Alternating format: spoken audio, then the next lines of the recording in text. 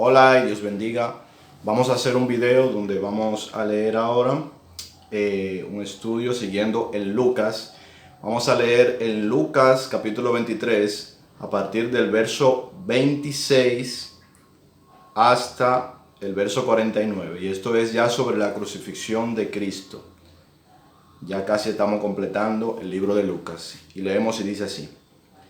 Y llevándole, tomaron a cierto Simón de Cirene, que venía del campo, y le pusieron encima la cruz para que la llevase tras Jesús. Es decir, tomaron a este hombre que venía del campo y le pusieron la cruz para que la llevase. Esto estaban llevando a Jesús ya a la crucifixión, ¿verdad? Y dice, y le seguía gran multitud del pueblo y de mujeres que lloraban y hacían lamentación por él. Bien, aquí vemos también, podemos ir viendo que había gran parte del pueblo que aún seguía a Jesús. Y habían personas que evidentemente, como dice aquí, estaban haciendo lamentación por él, mujeres y gente que le seguía. Y dice, pero Jesús, vuelto hacia ellas, les dijo, es decir, Jesús miró a las mujeres y les dijo, hijas de Jerusalén, no lloréis por mí, sino llorad por vosotras mismas y por vuestros hijos. Porque he aquí vendrán días en que dirán, bienaventuradas las estériles y los vientres que no concibieron y los pechos que no criaron. Entonces comenzarán a decir a los montes, caed sobre nosotros, y a los collados, cubridnos. Porque si en el árbol verde hacen estas cosas, en el seco, ¿qué no se hará? Dice Jesús. Entonces, Jesús está recordando también aquí. Vemos cómo Jesús está aún siendo llevado a la muerte. De algún modo está más ocupado, ¿verdad? Sigue discursando, es decir, sigue hablando. Y en este momento lo que le está diciendo a estas mujeres que están endechando, es decir, que vienen llorando y vienen con pena detrás, le dicen, no lloren tanto por mí, no lloren por mí, sino por ustedes mismas, por su propio pueblo. Le dice, hijas de Jerusalén. ¿Por qué? Porque ciertamente sobre ustedes va a venir gran lamentación.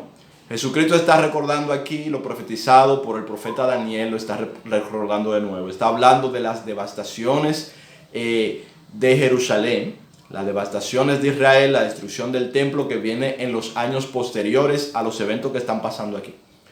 Porque después de la muerte y resurrección y ascensión de Jesús, la formación de la iglesia y todo eso, no se detuvo los planes del enemigo para con Jerusalén, sino que él levantó a personas que seguían tratando de hacer sedición por medio de la fuerza. Bien, y siguió levantando también a personas que le hicieran la guerra, es decir, que pusieran en tormento a Jerusalén, esto de parte de los romanos, y que hicieran la abominación incluso dentro del territorio y en los lugares del templo. Todo esto llevó a una sedición, a una revuelta por mano armada que terminó con la destrucción total y la dispersión total del pueblo de Israel y con la destrucción de Jerusalén y la quema del templo.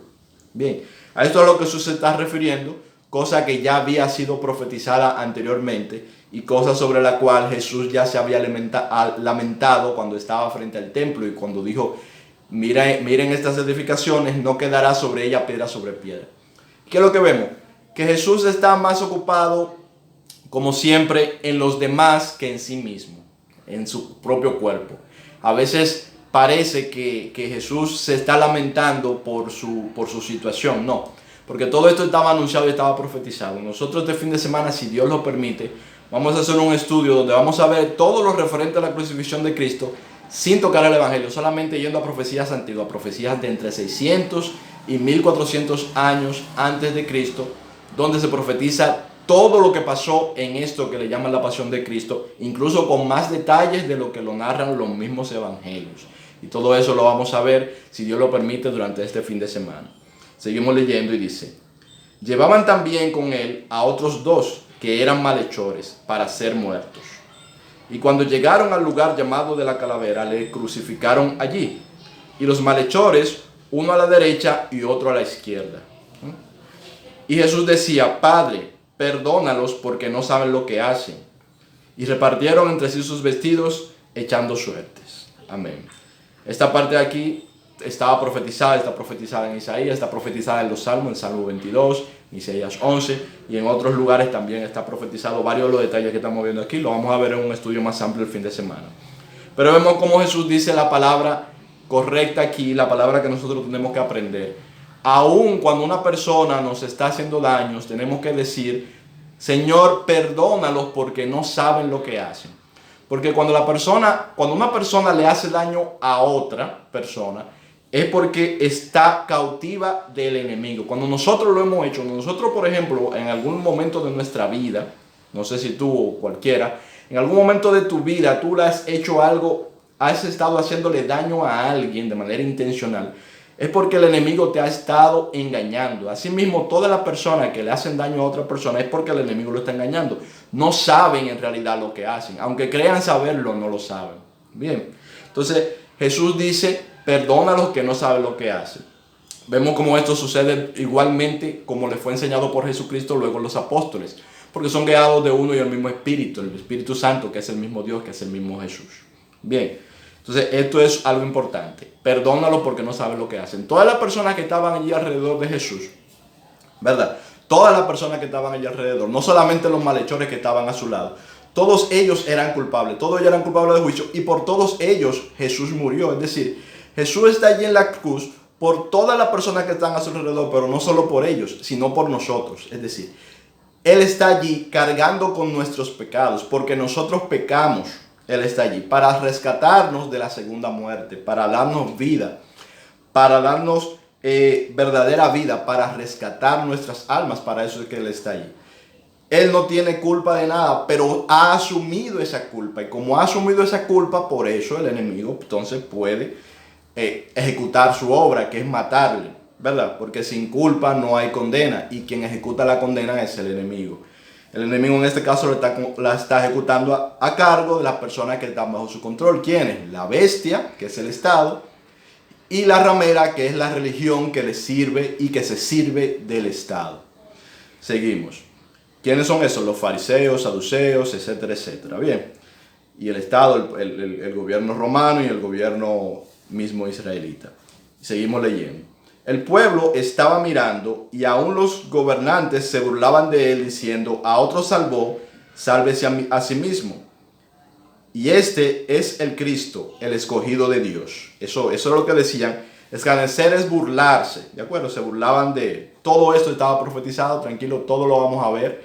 Todas estas personas que aparecen aquí aparecen en las profecías también. Todos ellos no se imaginan que ellos aparecían en este momento. Ellos no se imaginan que todo lo que ellos están diciendo, las burlas que están haciendo, todo eso aparecía en las profecías.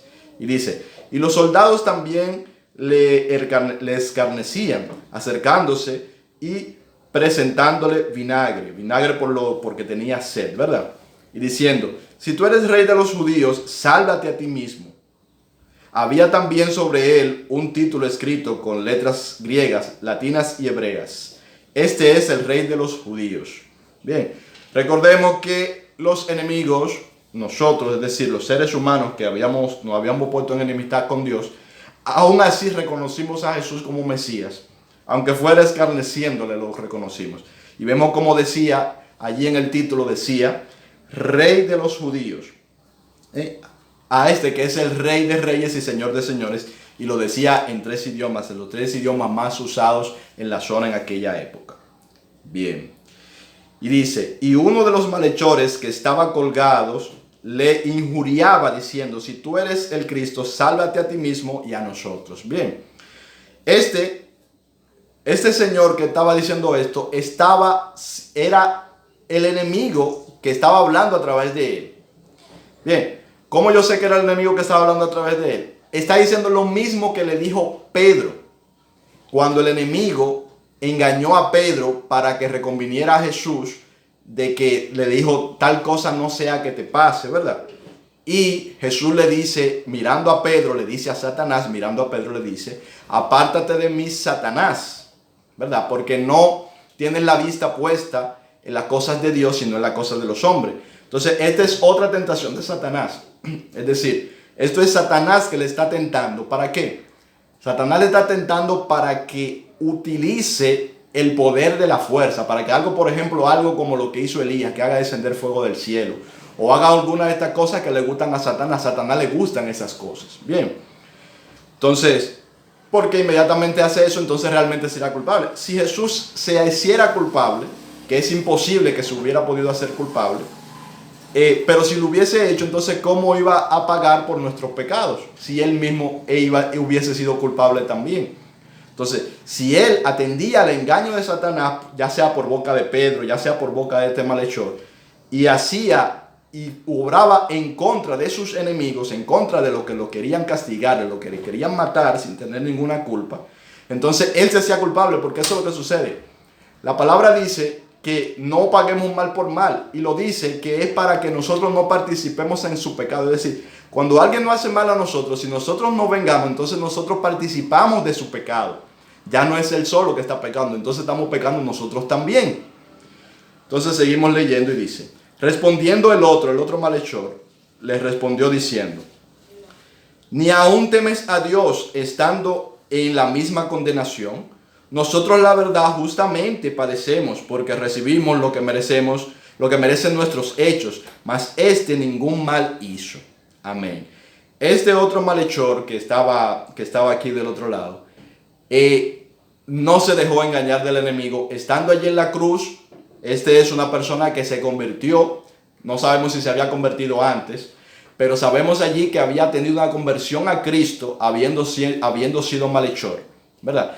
Cuando tú te conviertes a Cristo, tú te das cuenta de que tú eres culpable y de que tú mereces castigo, y de que el librarte de la segunda muerte es porque Cristo, ¿verdad?, pagó por esa segunda muerte por nosotros. Es porque Cristo cargó esas culpas por nosotros.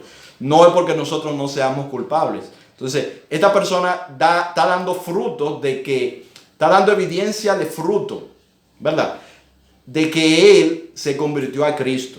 Cuando uno se convierte a Cristo y uno comienza a dejar de mirar la culpabilidad en el otro y comienza a darse cuenta de que somos culpables todos por igual. Uno comienza a ver el pecado que está en uno. Uno es convencido del pecado. Uno se da cuenta de que es culpable. Y eso está pasando con este otro malhechor, ¿verdad?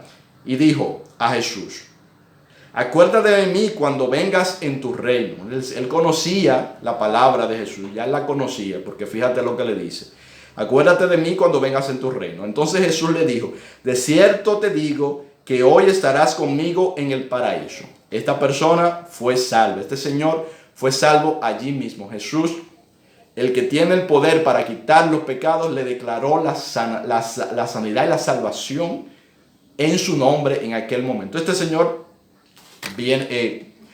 va a la primera resurrección, a la resurrección de vida, no a la resurrección de condenación. Bien, seguimos leyendo. Cuando era como la hora sexta, hubo tinieblas sobre toda la tierra hasta la hora novena. Y el sol se oscureció, y el velo del templo se rasgó por la mitad. Entonces Jesús clamando a gran voz, dijo: Padre, en tus manos encomiendo mi espíritu. Y habiendo dicho esto, expiró. Amén. Entonces, el velo se rompió. Esto se rasgó. Esto nos da algo a entender. Realmente ese sacerdocio, el sacerdocio levítico, ¿verdad?, ese sacerdocio y el continuo sacrificio ya no tenían valor. De hecho, ya no lo tenían. Ya Dios había decretado en otras ocasiones anteriores, había decretado muy claramente que no le eran agradables esos sacrificios. Ya Dios lo había dicho, ¿verdad?, expresamente. Entonces, el símbolo del velo rasgándose es parte de esto. Bien, seguimos leyendo. Cuando el centurión vio lo que había acontecido, dio gloria a Dios diciendo: verdaderamente este hombre era justo. Y toda la multitud de los que estaban presentes en este espectáculo, viendo lo que había acontecido, se volvían golpeándose el pecho. Pero todos sus conocidos y las mujeres que la habían seguido desde Galilea estaban lejos mirando estas cosas. Es decir, ante esta manifestación sobrenatural que sucedió durante la muerte de Jesús, toda la gente dijo, óyeme, aquí hay algo sobrenatural, aquí hay algo que viene de Dios. Y muchos de ellos se daban golpe en el pecho, decían, y se arrepentían y decían, wow, ¿qué está pasando, verdad? Sin embargo, los que venían con él estaban más como de lejos, y las mujeres estaban como más como de lejos mirando lo que acontecía. Porque recordemos que sentían que había ya una persecución contra ellos, contra los cristianos. Y posiblemente tenían algún resquemor. Yo creo que aquí está bien por esta lectura. Importantes cosas a resaltar. Una de las cosas más importantes que tenemos que resaltar es lo que ya decíamos. Primero, que todo eso estaba profetizado. Y segundo, cómo vemos aquí a estos dos malhechores que están al lado. Uno que es usado el enemigo para tentar a Dios, para tentar a Jesucristo nueva vez, ¿verdad? Para decirle que tome la justicia en sus manos y que haga violencia, ¿verdad? Que haga violencia y no solamente eso, porque es que hay un detalle. Nosotros, el pueblo de Dios, como Cristo, no estamos aquí para detener la mano físicamente del injusto. Es decir, nosotros no estamos aquí para agarrarle la mano al injusto para que no cometa iniquidad. Estamos aquí para convencer al injusto de que venga la justicia de Cristo, no para resistirle. No estamos aquí para resistir a los malos, sino para vencer el mal con el bien. Es decir, haciendo el bien, convencerles a ellos de venir a Cristo. No para retenerle. Nosotros no estamos aquí para ser una fuerza opresora que detiene a los malos. Ese no es el trabajo del cristiano. Bien, y eso no es lo que nos enseñó Cristo tampoco, sino que lo que Cristo nos enseñó fue algo muy distinto. Entonces, vemos del otro lado al otro que dice, bueno, es que esa no es reconoce, se da cuenta, habiéndose convertido a Jesucristo, entiende que el asunto no es bajar de esa cruz, ni siquiera el asunto es ese cuerpo que está yendo a la muerte en ese momento, el de ellos me refiero, sino que el asunto trasciende más allá, ¿verdad? Que es mejor morir en Cristo, ¿verdad?, que vivir sin Él. Esa es la cosa. Entonces, ¿por qué? Porque el que pierde su vida haciendo la voluntad de Cristo, la ha ganado. Mas el que trata de rescatar su vida faltando a la voluntad, a la enseñanza, al mandamiento de Cristo, pues entonces lo que está haciendo es que la está perdiendo. Por eso Jesús dice, el que quiere ganar su vida la perderá, y el que pierda su vida la ganará. A esto que se refiere, no es a que por perder la vida la gana en el sentido así tan literal, sino al que no pone su vida por sobre la voluntad, por sobre el mandamiento de Dios. Es decir, a eso es que se refiere. Y eso es lo que está sucediendo con este señor aquí, que vemos su conversión. Entonces, ya está bien, creo que está bueno ahí. El video quedó un poco largo. Dios les bendiga mucho. Nos seguimos viendo en próximos videos.